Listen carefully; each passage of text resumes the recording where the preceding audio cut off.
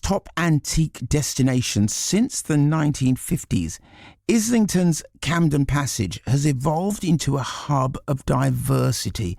This cobbled, largely traffic-free side street has witnessed decades of decline and transformation. Today, trendy nail bars and baristas sit alongside antique dealers and market traders.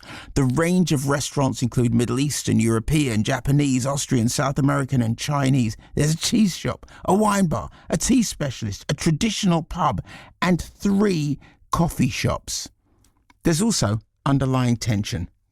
Rents are rising and independent traders are under threat from chains with deep pockets. It's thriving, but it's not always easy. In the middle of this, Gary Williams, photographer, a documentary photographer and writer, took 4 years documenting Camden Passage. And he's here today to talk about the book that emerged from this 4 years. And I've got to say, it's a photo book, and I've looked at some of the photos. In fact, I'm looking at some of them now. The photos are extraordinary. You feel as if they're there. You see the characters and you see the life on their faces. It's amazing. Gary, welcome to the show. That was such a good introduction. I think shall we just end it there? No, it's not going to get any better. All right, we're going to welcome you. Here we go. Oh, I like Gary that. Williams, yes. Welcome to the show. If only that happened every time I clicked the shutter on my camera. Can you imagine? Thank you. Yeah. Firstly, Gary, Camden Passage. I thought I didn't know it, and then I looked it up on a map and went, I know that place. I've walked down that street. I've eaten in restaurants on that street. It's amazing. In fact, one of my kids wanted to go there pretty much every day for about 2 years. Every time we had a break, I had to get in the car, drive down there, park in the car park at the Islington Business Centre. I know the one. And walk around Camden Passage. What is the allure of that place? What drew you to it? Well, what drew me, I'm fascinated what drew your kid to it, actually, but what drew me to, I've lived in Islington Vinyl for about record shops. Yeah. There is a vinyl record shop. It certainly was. Yeah, that's this not there is before anymore. lockdown. There was a vinyl record shop there that they were obsessed with. And as a result of constantly going to the shop, and there was a cartoon shop there that sold vintage cartoons. As a result of going to those 2 shops, I felt as though that was like my second home for a while. Do you know, I think in those 2, you've sort of summed it up, the appeal of Camden Passage, because it is, of course, we all like the convenience of some of those big chain shops, right? It's handy. But there's a time and a place for a street like Camden Passage, which I think is just a real gem. It's a small street, isn't it? If anybody that's been down there, it's not very big, but it seems to be cram-packed with wonderful independent traders selling all sorts of things. And of course, it's enhanced hugely by the market traders that are there 2 or 3 days a week. And it sort of harks back to its sort of heyday, I think most people would say, was probably in the sort of 60s, 70s, maybe 80s, when it was selling antiques. It became, by design, it became a really a known spot internationally for buying antiques. And people would come from all over the world to buy literally truckloads of antiques from Camden Passage. It was the place to be. In fact, I was talking to one of the traders, David Griffiths, who's still got one of the last remaining proper antique shops there. And he said there was a time you couldn't even get a cup of coffee on Camden Passage, and now you've got a big choice of different places. The world of coffee right there from every region of the planet. Exactly, and it's changed, it's evolved, and that's the magic of it, and that's the secret of it, because, of course, high streets all over the country have been struggling. We all know that.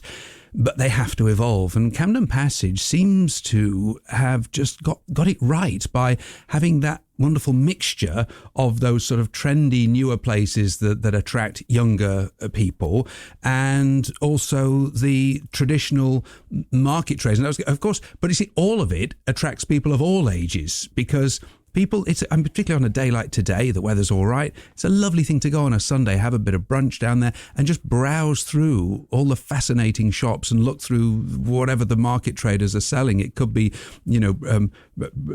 printing ink blocks to vintage posters to lots of vintage clothes. We've got a goldsmith down there now. There's some fascinating curios. There's jewelry shops. I mean, it's just full of stuff, glassware shops, lots of antique stuff still, but lots of new and interesting and exciting things as well. It's amazing what they cram into this tiny little street. A phrase that you use there in this is a love letter to Camden Passage, and it just shows in the way that you described it. But a phrase that you used in that description of what drew you to it was ever changing.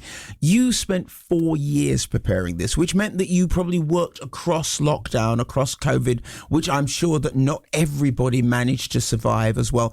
Has it changed in that 4 years? It really has. I wrote an introduction in the book, and it was a while ago since I wrote it, so I can't remember what I put now, but I think there were maybe eight places which I'd photographed, shops which have closed. Yes. But they've been replaced by 8 new places. 18. 18. 18 okay, there you go. That's a lot, isn't closed, it? In 4 years. Replaced by 18 new ones. And the new ones, are exciting and wonderful places. And this is the thing. I mean, if 18 had gone and nothing had replaced them, that would be tragedy. But actually, 18 have gone, which is sad, but 18 new places, new, vibrant, exciting businesses. I was just there the other day photographing a place called Backworks, which is a massage, you sit in these massage chairs. Yeah. Shall we go there after this? Yeah, we should have that now. We should have those chairs in this studio. Let's do the interview in the chairs. Why didn't you... we've missed a trick. I'm going to speak to the management. Yeah, this is a brilliant idea. This is not right. So, yeah, but,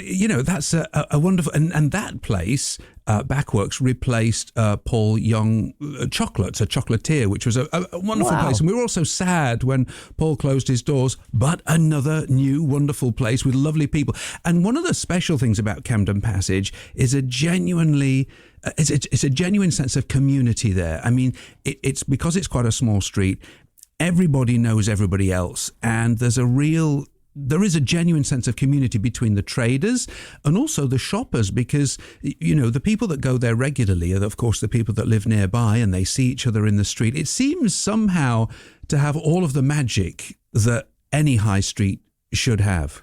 Now, Islington, I don't know how much Camden Passage contributed to the gentrification of Islington. I mean, I don't really like that word, but I think it's a bit of a slang word to describe the idea that areas change and they evolve and they become wealthier, and wealthier people come into them and turn what was a house full of flats on every floor into a single dwelling, and therefore, that generates more wealth, changes the kind of shops you have in an area.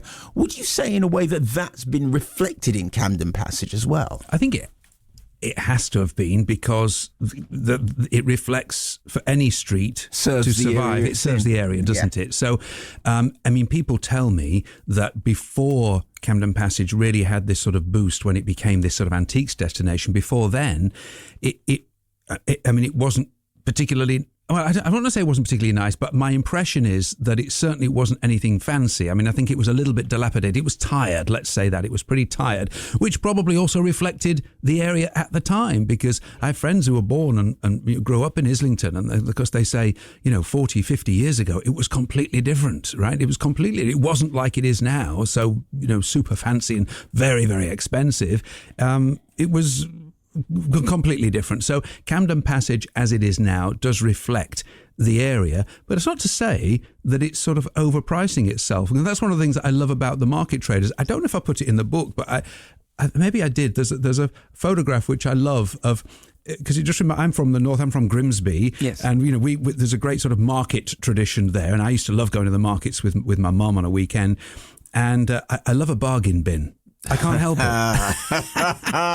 You're drawn to it. And on this one market, one of the market traders' stalls, they had this sort of big basket, and it was everything £1, and it was full of just wonderful little things, little curios, And I think I put that photograph in the book because it helps to, demonstrate that that there really is something for everyone. And I think for kids as well. When I was a kid, I used to love rummaging through little boxes like that and seeing what you could find, and little treasures you could take home, And these antique and curio dealers that come to Camden Passage, particularly on a day like today. It's so lovely just to browse around because honestly, the stuff you can find is just insane.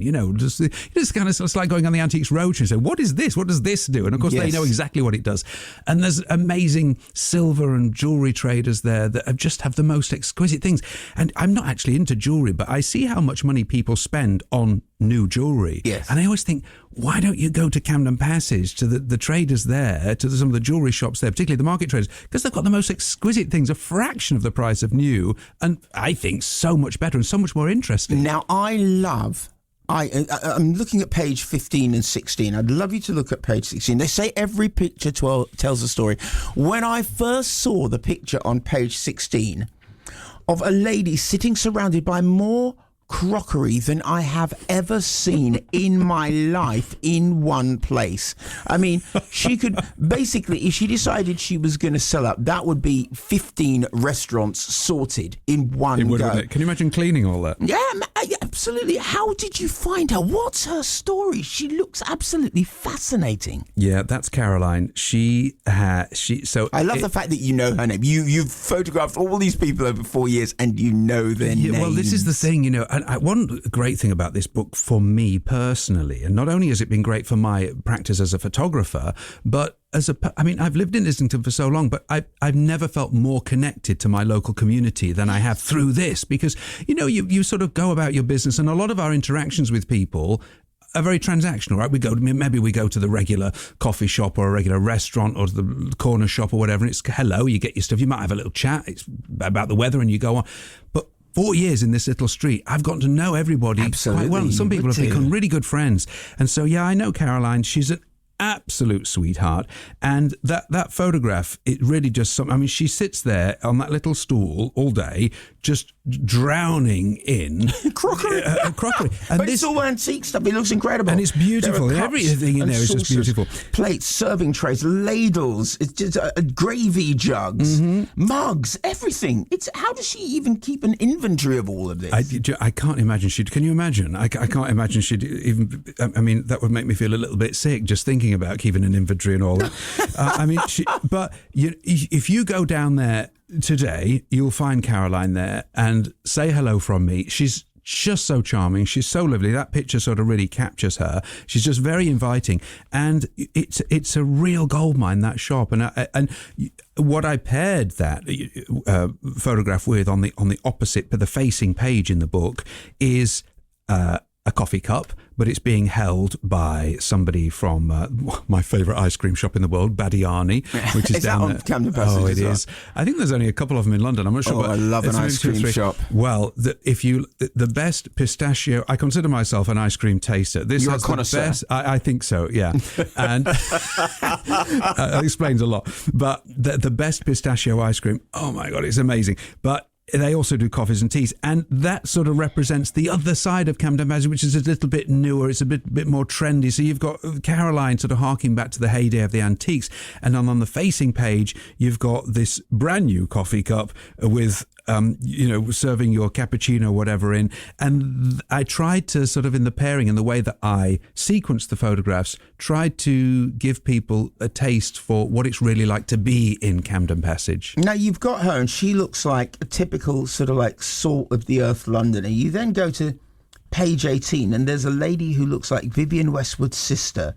And then a couple of pages. I know what you mean. I don't even have to look. And there's a couple of pages. It's Juliet. Yeah, Juliet, right. So is Juliet one of the traders, or is she a customer? No, Juliet, she's a customer. I actually have never seen her since I took that photograph, and other people have. She's around. She was so sweet. And I mean, if you look closely at that photograph, I mean, she's this very, very sweet lady, advancing in years. She's actually sitting outside of Badiani, the ice cream shop, because it's very pink, and she's wearing pink. And if you look closely, you see she's got a nose pierced. That's right, at the yes. top, and you just think, hang on, there's a little bit of punk about this very sweet lady. Absolutely. And when I was doing the sequence and the pairing of these photos, it took me I had literally like 120 photos spread all over my living room floor, which was driving my boyfriend mad. But they were spread all over the floor, and I was sort of changing them around. And then I saw this pairing because it's next to a photograph of some sort of paraphernalia from one of the market traders. Yes. Which is also a lot of pink in there. and right in the middle of it is a magazine, and on the cover of the magazine is a photograph of the Queen Mother, who of course has a crown on her head, and Juliet has a sort of a crown on her head with this sort of bun and stuff. Absolutely. I mean, again, it's just, this is an example how you see these sort of matches and sort of 1 and 1 equals 3, really. But Juliet, she said, oh, can I get a copy of that photo? And I carried a copy of her photo around with me for years, and I never saw her. And I saw somebody just when we did the book launch a few weeks ago, somebody said, oh, no, I've seen her, and I made her a copy of the photo because she was asking about it. And isn't that nice that somebody else went to the really trouble of doing that? Her. And that's Camden Passage, that people look out for each other and they really care about everybody that goes down there. And then there are, they're all races, all ages, intergenerational, really, really multi sort of ethnic, multicultural. Is this really a representation of what the passage is and has become and is evolving into? It really is, and that's what I love about it. I mean, it's not exclusive. It's not like it's become super trendy and it's only kids that go down there. It's everybody's there. But I think it's because of the vintage shops. There's a lot of clothing vintage shops down there. So a lot of people really dress to impress. It attracts interesting people. And these, this is pretty, if you go down there any Sunday particularly, I promise you will see either some of the same people that I've photographed in this book or the same kind of characters. I mean, there's a picture that I love with the guy in the tartan jacket. I remember the name of the dog. He's holding his dog. The dog's called Porthos. It's he's a musketeer his lover. Name, yeah, exactly. It's Benjamin. And he's wearing, made by a local tailor, Charlie Allen, this incredible tartan coat. It just looks fantastic. But he always dresses like that. I've seen him a few times since. He always dresses like that. Did he get that in the passage as well? He didn't get it in the passage, but just off Upper Street is Charlie Taylor, not Charlie Taylor, Charlie Allen, the bespoke tailor, and he got it from there. And I love that, the sort of, because we should say, for anybody that's not quite sure, Camden Passage isn't in Camden, it's just near Angel Tube. That's right. You get out of Angel Tube, it's a 2-minute walk. It's basically right there in it. But a lot of people don't even know it's there because they come out and they go straight onto Upper Street. But actually right now there's an exhibition of this work between Angel Tube and Camden Passage. You just follow the photos and it'll take you to Camden Passage, where you'll see all of these kind of characters. I love the fact I'm looking here at somebody who does glass. I'm looking at somebody who does jewellery and bric-a-brac rather. I'm looking at a woman who is hiding behind an ocean of wedding dresses. Yeah. So that's Jess in Angelica's Bridal. Yeah, lovely. And the thing is, what I love about this kind of photography is that some of these pictures were sort of arranged, because some of the shopkeepers were busy, but went on our day off, and so I would do a proper shoot with them. But most of the photos in the book are very much on the fly. So I was always knocking on that door of Angelica's Bridal but it was, they have the door locked because usually they're doing fittings with brides, right? And they don't want some, smelly photographer coming around with his camera getting in the way. So one day I just got lucky and Jess welcomed me. She was lovely. I said what I was doing. I'm doing this project. I'd love to take your picture. And of course, most people are a little bit reticent. They're a little bit like, okay, how's my hair, whatever. But I just love it when and most people are just very open. And she said, oh, okay, sure. And so, okay, look at those dresses. Just get in the middle of those and stand. And we just take a photo. And then, right now that photo is in the book and it's in the exhibition and a massive poster outside. And it's the same with a lot of these people were just in the street and now they're immortalised in a book. You've captured them. They are immortalised. They're there forever. But are you afraid that because of the value of property in the area, because there's a lot of development going on, and as you said, there are the super wealthy chains that would want to be there, are you afraid that we might lose that in the community? I think it's always a danger. I think we should always be afraid that might happen, and we have to be vigilant against that because, of course, there is a place for cheap, fast and convenient, but alongside that we have to have the joy and the pleasure that a place like Camden Passage gives us, which is interesting, its personality, its curiosity, and most of all, its community. That's a fantastic place to end this. Thank you so much. The book is called The Little Book of Camden Passage, and if anybody goes to my Instagram, it's probably the easiest place, which is garywilliams.photography. photography, you'll find a link. And Camden Passage in N1, just behind Angel Station, right across the Islington road from the Islington Business Centre, is open for business now. And anybody that goes there in about 4 hours' time will find me and you having a lovely back massage. Absolutely, we'll be there. because we need to, deserve don't it. we? We deserve it.